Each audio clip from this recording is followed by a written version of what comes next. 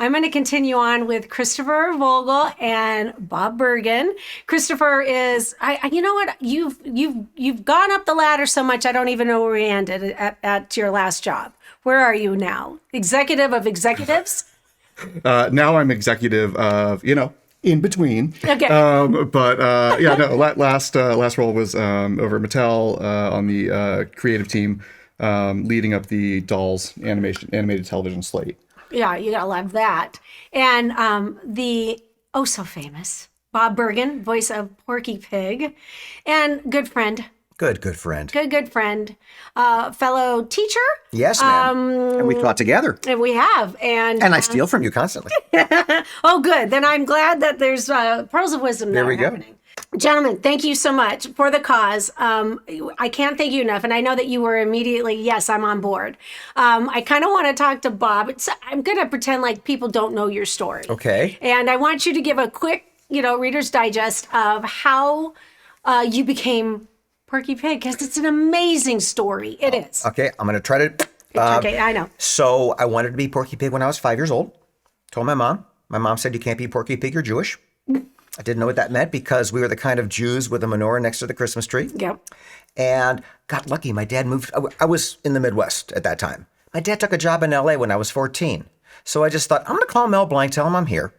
And I've seen him on TV. He's getting old. And I thought he was being very generous to offer him a chance to retire. I found his... I've had that offer. Right? Someone's done that to me. Yeah. What? Well, what are you saying? I found his phone number in the phone book, called him up, taped the conversation. The conversation's on my website.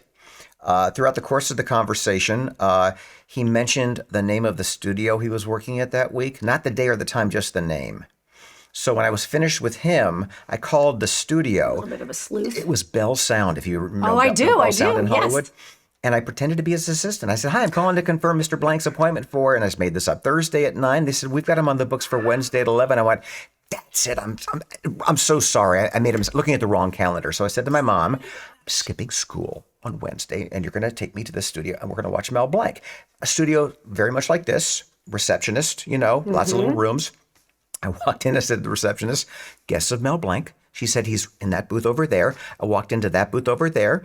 The producer on that side of the glass. I said, hi, we're guests of the receptionist. And she said we could watch. And she said, oh, okay, have a seat. Wait, how old were you? I was 14. And you were this conniving at that age? If you want to be successful at voiceover, you must be a little bit of a stalker. We were sitting in that side of the booth. He was on this side of the booth. He had a double-breasted suit and a flower in his lapel and a cigarette. No. And I was just like in heaven watching him work. And as we're driving home, I said to my mom, I don't think I can be Porky Pig right now because he's still doing it. And she goes, yeah, honey, also, you're 14 and your voice hasn't changed. You're still in school. So I came home, called Hanna-Barbera, got Ginny McSwain, and I told her what I wanted to do. The great Ginny McSwain. She referred me to Dawes Butler. Okay. I studied with everybody that offered voiceover classes. I heard he was one of the best. The best. His workshop was $10 or a handshake, whatever you had that week. And okay, long story short, I'm in the business, working as an actor. Mel Blanc passed away in '89. They started holding auditions. So first job was Tiny Toons in 1990. And as you well know, we have to audition a lot.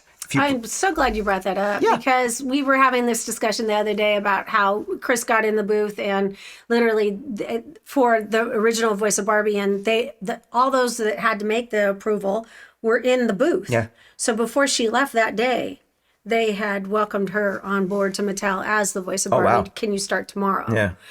That never happened. Oh, no.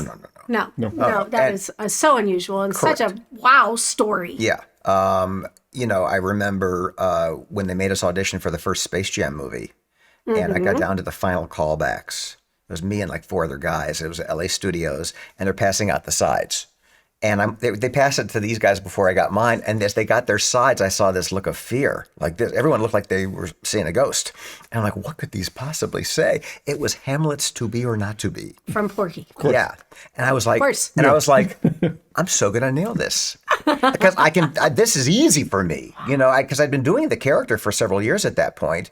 And I'm like, oh, they can't do this. Which you were talking to Tara earlier about, what does it take to get into business? Doing, I don't call it doing voices. It's acting. It's characters. If you can read the front page of the newspaper and stay in character, but make the story the most important part, not your struggle to find the voice and to stay in character, then you own that character. Right. So to do Hamlet as Porky Pig. Did you do it in iambic pentameter? I did. Yes, very good. Very good. I got jokes. Yeah. But so that's a long story. Longer than I wanted. No. That was perfect. I'm just thinking, how did did they know that you were doing the voice of Porky? The others? The other actors? Yeah. It's interesting. I don't think so because I don't remember knowing who any of them were. They were. I think they were brand new actors. I don't know. I know Daryl Hammond was in the mix for a while, and I thought, well, they're going to hire him because he's brilliant, and he was doing SNL at the time. But I do remember not that callback, but the callback before when there's a lot of people in the room. The casting director said, and Ivan Reitman was directing. Okay. Tell Mr. Reitman that you've been doing. How long have you been doing Porky? Right. Well, since 1990, so like 5-6 years. How many times? I said, I don't know. Because if you do like a series, it's like, weekly. Well, he goes, I need a number. I said, a lot. Tell him when you walk in. And Ivan Reitman's writing something. I walked in, I said, Mr. Reitman, my name is Bob Bergen. I've been instructed to tell you I've been doing Porky Pig quite often for the last 5-6 years. And without looking up, he goes, well, considering there's a lobby of people looking to take that job away from you, does that really matter right now? And I was like, I don't think it does. Oh, and you stumbled into the booth with a limp. I literally walked into the booth and I'm thinking to myself, yeah, that's all, folks. But no, it was fun. He never called us by our names on the stage. That's where I met Dee Baker. Right. That's he was doing Daffy Duck. He did Daffy, and Yes. Bill Farmer was Sylvester. June was on it, but Ivan Reitman would. Tweety, come here. He never called me Bob. He only called you. You know what? It's very confusing sometimes if it's not their world. Yeah. I've watched other people stumble over real names versus their characters' names, so it's just easier. Yeah. Did that offend you? No. Oh gosh. No. Oh hell I'm no. here. I'm happy. Proud. Porky Pig. They can call me whatever they want as long as they keep calling me. I don't care. Plus, you were 5 and you're like, I want to be Porky Pig. So Exactly. I think Exactly. Yeah, right. yeah, one guy didn't have a problem. Yeah. Right. Anyways, I love that story. I love your origin story. And every time you go and you have to keep auditioning for it, right? And I a would lot say of people don't realize that, though. Well, I've had a couple people that have been nose out of joint because though they've been doing a character, and I don't mean just in voiceover, somebody who's had even on live action. Sure. Or not so much live action because they're not going to change up their body parts, but you know what I mean? That they're going to not switch out a human being. But I can't remember what it was, but I remember telling the person, and it might have been an executive. Mm-hmm. I think it was an executive. I said, the interesting thing about this is that the people up the ladder are new people. Mm-hmm. And they want to be able to put their approval. Sure. And they want to be able to say, okay, I know I want to change this a little bit, so maybe I don't want to hear the same people who are doing it, even though they've mastered it. So those who get offended because they've been, you and I live this, and if you don't put yourself out there and be uncomfortable and be ready for scrutiny and conversation of what you really don't want to hear about, how you're not doing it perfectly or the way they want it done. If you don't, you're out. Well, they don't know if you're nice.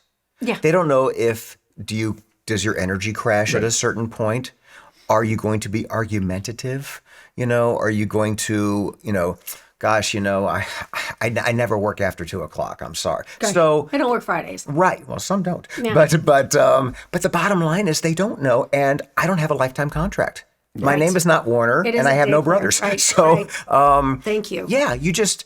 I remember. I remember the one time I clashed on a Looney Tunes session. I actually quit and was fired in the same day.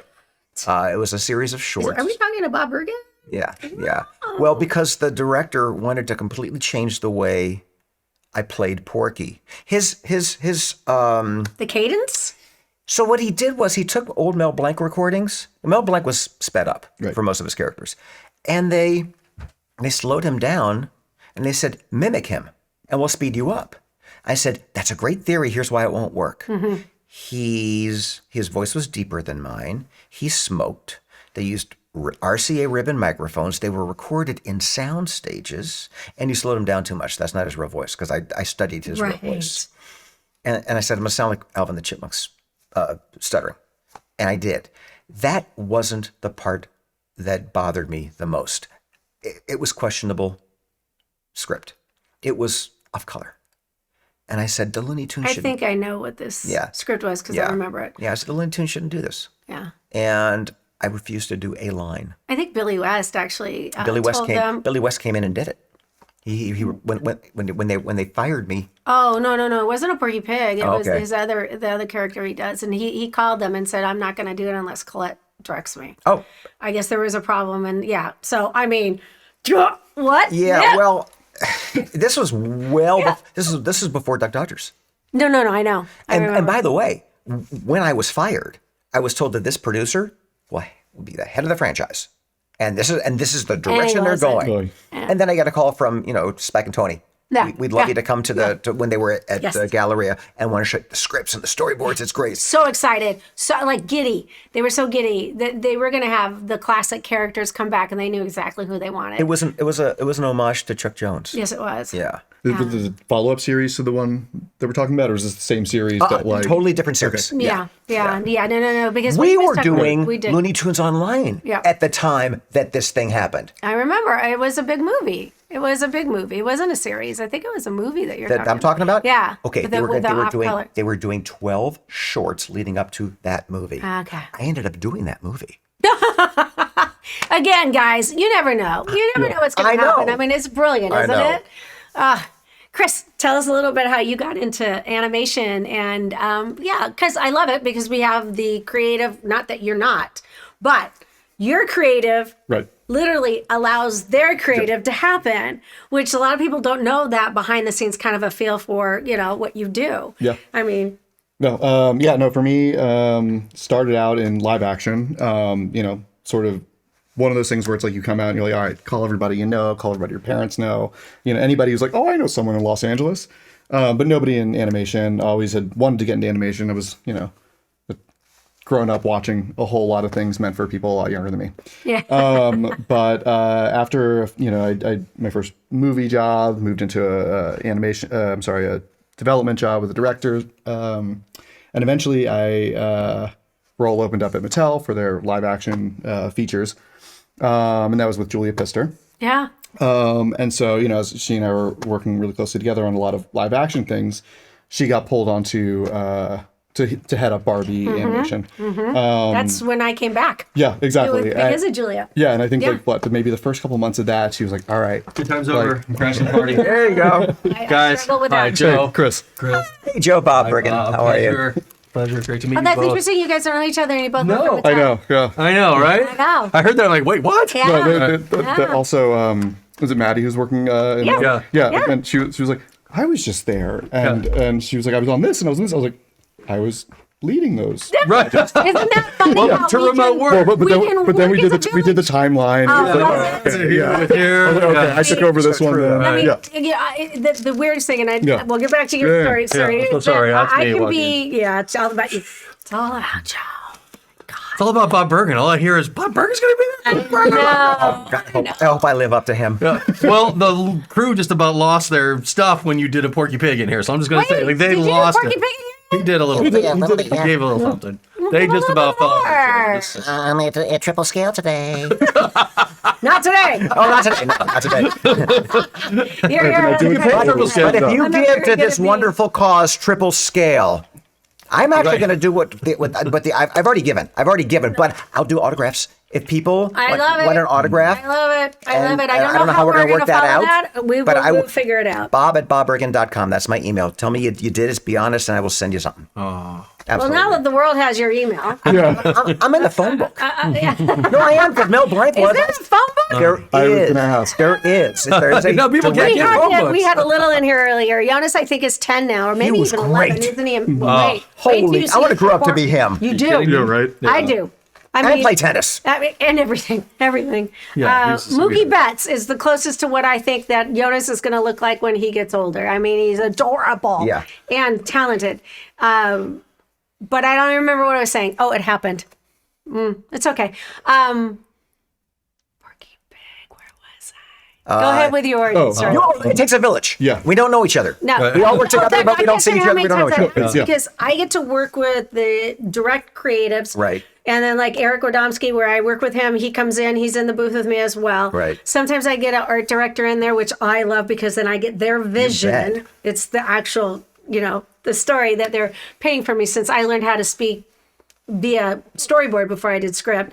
But then you'll meet all the other people that are on the crew, and I'll never have met them. You know where I meet them? The rap party. Yes, exactly. And it's so interesting that we don't, because we're no longer, I'm no longer running a department like I did at Cartoon Network or at Hanna-Barbera. I'm out and I'm working, for my own company, for anybody and everybody who will hire me. And then I don't get to sit and have people come visit, and it's that camaraderie. So when we get to go to the rap party, we're extracting information from 50,000 people to know who was a part of this. I just walk up to people at the creation. bar and say, so what do you do on the show? Yeah. And No, right. I'm a writer. I'm a storyboard artist. And so we don't get to meet. Yeah. Like 99% of the people responsible for making us sound great. Right, Yeah. right. No, But- I mean, well, it's the difference between live action and animation, right? Live action, everyone's together on set, all these things. You have to wake up at like 5 a.m. or something. But, you have that, right? You meet everybody, everyone's sort of in it. For us, we're, we're so departmentalized, right? And so kind Well, of. that's why we need something like this to bring Yes. us together, Right? and That's actually, right. For a which good is a good reason. moment for us to reintroduce. And so we like to reset the room a little bit, just for people who are Just entering coming in. on. And so we're here with the absolutely fabulous Bob Bergen and Chris Vogel, Chris Vogel, who has Vogel from Lake Country. survived the ranks of entertainment and animation executive par excellence, and survival is the name of the game. And Agreed. I'm here with Collette Sunderman, who's my fabulous host. My name is Joe Sichta. We are the co-founders of 10,000 Heroes. This event is called Animation Heroes. It is a 24-hour YouTube-a-thon, or we're also calling it a heart-a-thon because it is all about love. We are here raising awareness and raising funds for clinical trials for the Leukemia and Lymphoma Society. Their Dare to Dream initiative is to fund the world's first global clinical trials to fund a radical, new, exciting, cutting-edge treatment for pediatric leukemia, which will eliminate chemotherapy and replace it with immunotherapy, a pill-based treatment where the medicine precision targets the cancer that specific child has through genetics and stem cell research. It's an incredible science. It's brand new and it works, and it's here. It's not science fantasy. It's science real. It's science for real. Do you imagine the body receiving that and the body going, let me work with you with this? Yeah. Like, while you do this, I will rebuild. You just go and take care of, and the body goes, this is how we are made. Yeah. The body, if we get out of our way, we get out of our body's way, we can pretty much reset anything that's going on. You fast long enough, you do enough right things, your body will do that. Can you imagine the body going, Thank you. Let's get rid of this that does not belong, and keep everything that does belong where it at. Keep working, well-oiled machine. Unlike with chemo, where it comes in and it has to take out kills everything. the Kills good, everything. the And bad, it tries to keep you everything. alive to get rid of the bad, right? Yes. And that's the other side of this, is that the not only is pediatric leukemia treated with adult chemo in lower doses, But insane. the long-term side effects of that are debilitating, and the health outcomes are terrifying. And it's interesting. They have children's Tylenol. Yeah, but we don't have children. Why don't they have this?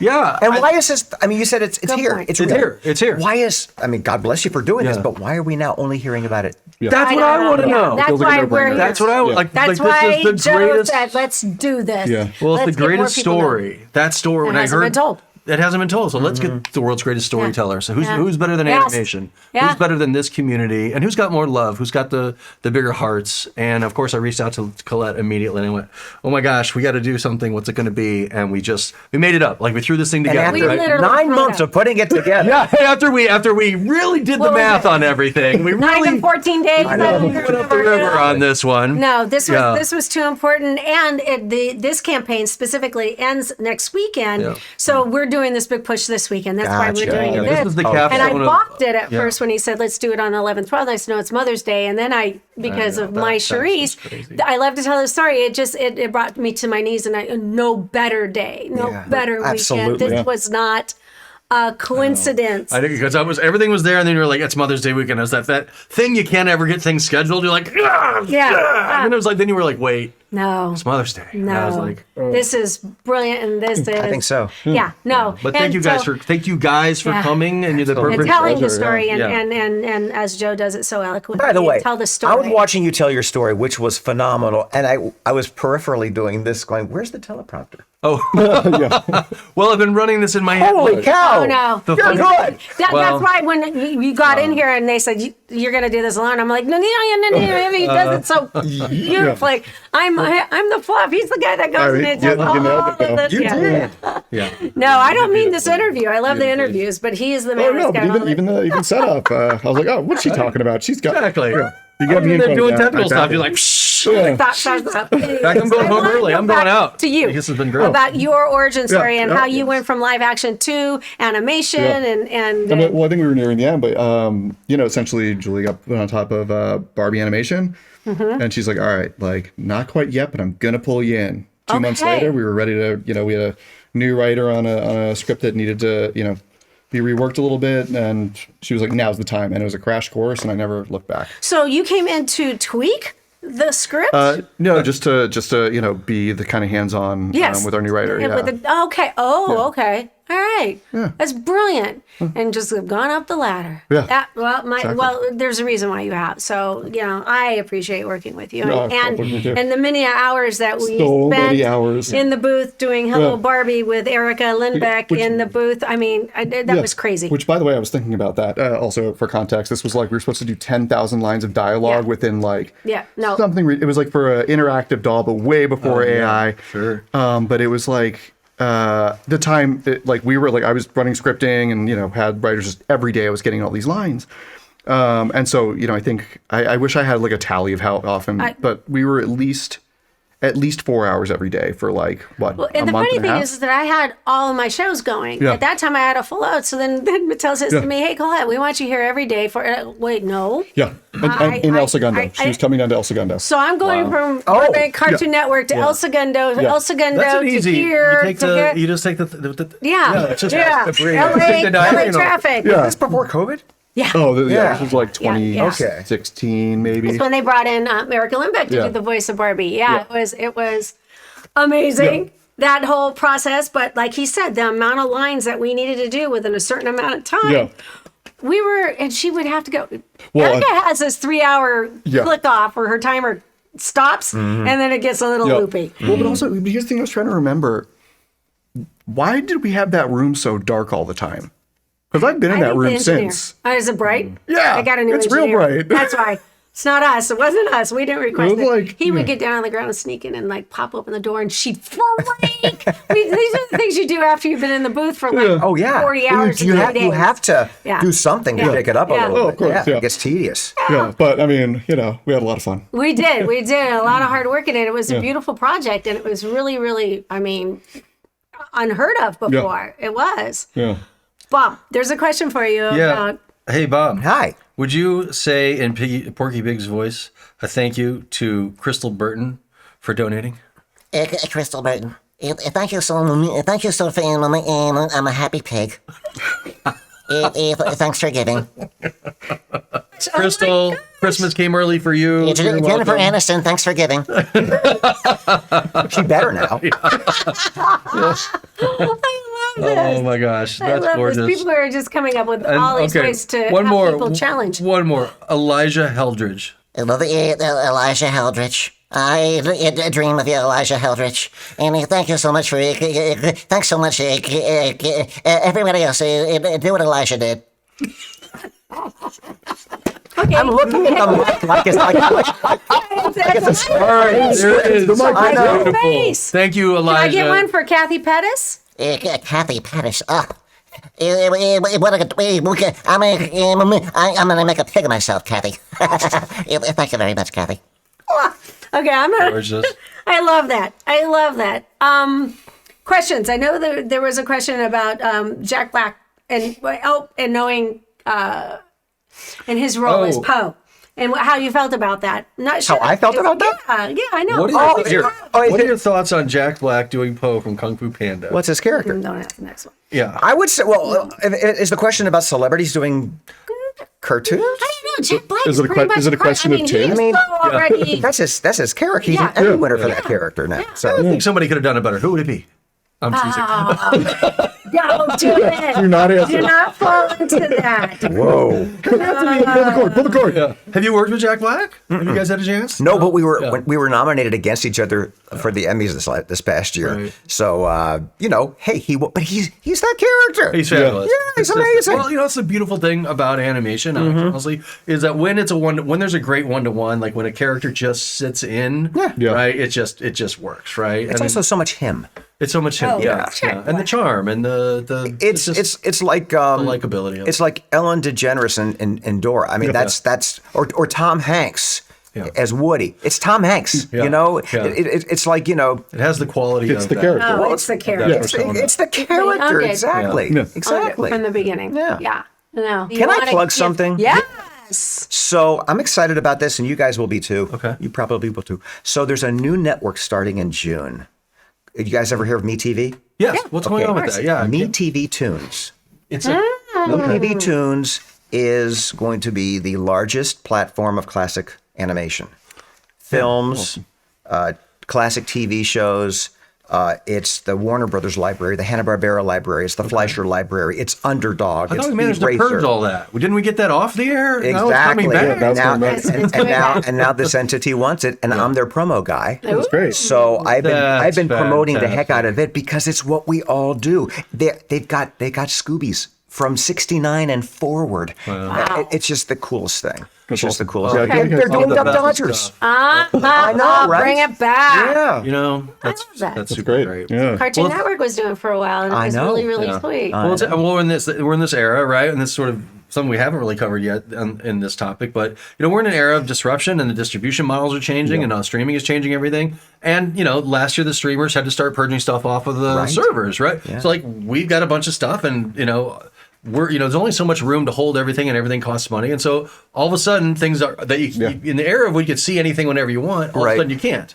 Right. Now, but now the new thing is opening up, like something from ETV. Like there are people who want to see this stuff, and to even know that it exists. Yeah. Absolutely. And you know what's interesting is that grandparents are going to say, "Oh my gosh, I was 5 years old watching Bullwinkle on Saturday mornings, and now they're showing their grandkids." Yeah.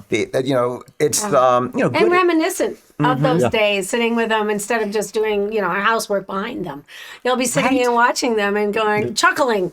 When the kids aren't getting those adult-like things. For sure. I'm from doing these. Bullwinkle. I'm doing these promos, and I'm getting sense memory of the top of my mouth being ripped to shreds with Captain Crunch. Yeah. You got sitting in front of the TV. Yeah, I could use some gum left. Right? My Exactly. salt palate should be sitting by now. Gone. It was an abusive cereal. That wasn't a beautiful. It was delicious. You kept It's going worth it. back for I more. did, yes. The sugar. exactly. Yes. Well, it got stuck in your Yes. teeth. It would offset the pain. There was like a numbness that Trick would. is to break it all and then just mix it to milk, Right. so it's like a paste. Yeah. Oh, there you go. Oh, you're right. I didn't wait. Oh yeah, Patience no, here. I haven't done that. Or if you It's get the just as a grown up. if you get the Right. box of the Crunch Berries, Yeah. Yeah. and you eat all the Crunch Berries Of before more. before your sibling can get some. Who ate all the crunch berries? Lucky Charms. Is Me you know? TV? Me TV's launching in the summer. Me TV Tunes. June Oh, 25th. Me Yeah, TV. Are they at all interested in supporting perhaps an earth-shattering, world-changing charity that's against animation? If I have anything to do about it, why not? Why not? Yeah. right? Thank you, Bob. Thank you. Hey, Yeah. tell us a story about Luke Skywalker. Of how I got the part. Yeah. So my agent calls me to audition for Luke Skywalker. It was for a game. And I said to my agent, I can't do Luke Skywalker. And she says, you want me to pass? I said, yeah, pass. And so she calls Lucas Arts and passes. And they said, no, we want to see him. Yeah. Okay. And walked into LA Studios. You requested. And I said, guys, I can't do Luke Skywalker. I mean, I can't do Mark Hamill. Mark Hamill. I can't do Mark Hamill. Yeah. And they said, don't do Mark Hamill. Do Luke Skywalker. Yeah. I was like, oh. Right. And I'd seen the movies. I just never memorized the movies. So, Like so many of us. right? And so they were like, okay, look, there's pre-Jedi and post-Jedi Luke. Pre-Jedi Luke is kind of whiny and, he's just this guy. And then he gotta gets go to this, Tashi he gets Station, this yeah. force thing and he gets a little more centered. May the force get a little more. So I get it. And my agent says, you got the part. And I said, before you hire me or for you book me, I need you to call Mark Hamill's agent to see if he wants to do this, if he's in a negotiation, Yes. if he even knows about it. Because first of all, if he's in a negotiation, he should be Luke Skywalker because he is Luke Right. Skywalker. Absolutely. And I don't want it. Guess what, Mark? We gave it to Bob Bergen. Right? Like, Right. money back. Mark hates Bob. And this was that time in his career where he was kind of trying to distance himself from the franchise, and he wasn't interested. So that's how I got that character. For games, for specials and whatnot. But it was really interesting. The first game I ever did, the LA Times review said, and it's the best part of this game is that they got Mark Hamill to voice Luke Skywalker. And I called my agent. I said, have I been replaced? We never know. No, you've been complimented. And she called, I think it was Dara O'Farrell at LucasArts. And no, that was me. So I was like, I guess I can do him. Okay, great. So it's been fun, but guys, Mark Hamill is Luke Skywalker. Let's be honest. No one ever disputes that, right? Gosh. He's so nice. Just the nicest person and so freaking talented. Yeah. Yeah. It was. I think it was a great joy for a lot of people to discover that Mark Hamill was much more than Luke Skywalker, and hopefully for Mark Hamill himself, for the world to wake up to that and understand what actually he has. We were here doing new Looney Tunes. I'm in the lobby, and Mark is there. And he's like, what are you here for? I said, I'm here for a Looney Tunes thing. He goes, oh, I'm dying to do a Looney Tunes. Yeah. I said, really? Okay. So I walked inside, and Matt Craig, our producer, Collette Sunderman, I said, Mark Hamill's interested in doing a Looney Tunes. Yeah. And Matt was like, really? Yeah. And so they wrote him apart. Yes. Right. Porky wasn't in that episode. I was a little bitter, but I would have loved to have done it. But yeah. Right. But what's Now Mark Hamill's stealing my Yeah, part. Mark Hamill, right? Porky Pig now. But what's actually so charming about that? That would be Sorry, Mark Oh, doing there- Porky. yeah, but Oh, how funny would that be? May the force be with you. But what was charming about that was that here's Mark Hamill, who's got a pretty darn good career, giddy about the idea of possibly being considered for this franchise. Right. It was so delightful that, I think no matter where we are in our career, and if people are watching this and you want to get into this business, never lose that, oh my gosh, I get to do this. Yeah, we're all fans. We are the fan. Like, you have to be such a fan to want to do this business. This business is so crazy and it takes everything out of you. You've got to be if you're a huge fan anyway, you're just as happy as you are to go to a con because you're a fan. Right. You're happy to get up and get a chance to work. Right. Because Without you're a a fan. doubt. And then you meet the most wonderful people. That Yeah, you do. And I was watching everybody earlier talking about, how nice this community is. The nicest. Nobody is lying about that. No, we I know. are It seems a collectively. Little too much cheese, doesn't it? But it's true. It's so true, So yeah. true. It's amazing how, like Anthony was talking about when he got his car broken into. Oh, that was an amazing story. And I literally when he told me, and I sent out a group text to everyone, sans Anthony. He needs shoes and hangers. And I said, I heard that. and We should the get that way together for that 10 cast members rallied around him. Yeah. It was embraced him and instantaneous. made him feel like he you was- don't even have to ask. And out there by yourself. Yeah, let's do this, guys. You know, it's okay. Yeah, here. I think let's we do can this. count on one hand each of us the jerks we've worked with in this business. Because if you're really that much of a jerk, you're not going to be called back. No, it weeds you out. Maybe two? Two. All right. No. Yeah, Is it these two? that's right. That's right. How do you do with me? We thought we get these. We were like, when we were scheduling it, we were like, how do we get the jerks in one session? Yeah. You know who's the let's jerk? do that. Bob Yeah, Bergen. Bergen. Yeah, the ones who did the best Instagram Exactly. live. Yeah. So good, you guys. Love it. No, I have Chris in the background cracking up or what I can't handle. Chris did not do this. First time I ever learned this. We're in the Hello Barbie, and all of Mattel decided that they want to come in and watch this one segment. I'm not kidding you. People on the ground, on the floor, with their computers in their laps, ticking away as we're trying to record. Right. I can have a baby behind me crying, but if somebody is typing on their, Yeah. Oh, yeah. it does something to my brain Yeah. where I can't hear the talent speaking anymore. Of course. All I hear There's a large subset of people who have never learned how to like tap gently. no, Like, they're just, like, pissed. yeah. They are mad when they're mad typists. And they're going at it. Yeah. And so I told like 3 or 4 people. And then there's more people that came in, and more people came in, and more people came in. And the last one, when she started tapping, everybody in the room went, "No!